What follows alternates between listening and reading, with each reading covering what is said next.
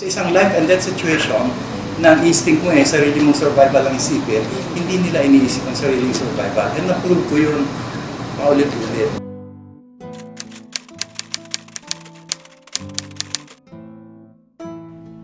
Ricky Lee, the award-winning author and ex-political prisoner, estimates that he lived 3 lives after he nearly died twice from illness and once from attempted suicide. He went underground in 1972, the year martial law was declared. Nag-underground ako 1972, meaning nag-full-time ako, so wala nang weekly, wala nang nagpalangka na ako and everything noon, so may pangalan na ako kasi paano. 74, ni-rate yung bahay na tinitirhan ko. Kaya saan ako ng baril, dati ako, pinalo ako nung civil relations libro, kaya lang mayroong constitution ng Communist Party na nakalagay doon. Hindi Communist Party, pinalo. So may sakit ako nang hinuli ako. So after a couple of months inside prison, sa Ipil, I started coughing blood. I had to stay in the hospital for mga 3 months, Army Hospital, for 3 months. Ganun ka grabe. Akala ko mamamatay na ako. Ang pamilya ko, friends comrades, strangers, kaibigan. I was like, like store celebrity, parang Christmas tree. And there was blood all over. Wala naman nag-asikaso military hospital Ang ginawa ng mga detainees, nagpanggap silang may sakit sa ganito, may sakit sa magpapacheck sa ganito, and everything. And eventually, nakarating sila sa akin, it was whole blood, ganun lahat. May dadadada silang paper bag na iba-ibang size na briefs, at iba-ibang size na t-shirts na nakulagay sa mga kasamahan. And then nagkapila sila na pamatay nila ako 24 hours.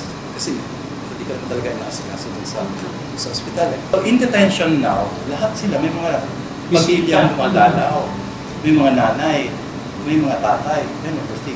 Ako wala akong bisita. Doon ko na-feel intensely yung wala akong pamilya. I couldn't write. Lahat ng sinusulat ko ang papangit.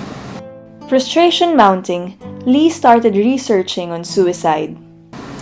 Naghalo-halo na Suddenly I felt so walang silbi.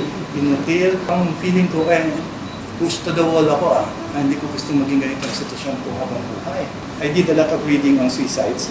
So bumili ako ng blade, 20 pesos ata. Mas malit din lahat sa detention and business. Upon his release in 1975, friends in the movies were waiting. Meeting with his fellow detainees who were mostly writers, they realized that they have yet to write about their experience during the dictatorship. When I look back sa martial law, I don't see it as totally as grim or harsh or cruel or tragic and dramatic. Ang nakikita ko rin sa martial law, it's brimming and bursting with life. All the mga kasamahan na mga kabataan kami, early 20s and so on, bursting with youth and dreams and ambitions and promise. Na hindi mo kilala, niyayakot ka, kausap mo and so on. The kindness of strangers. Yes. So, and they were living in the midst of this life and death situation. But so full of life. Something into the martial law was so full of life more than all these deaths and tragedies that nag-usapan natin. It's so full of life because it's people living for other people.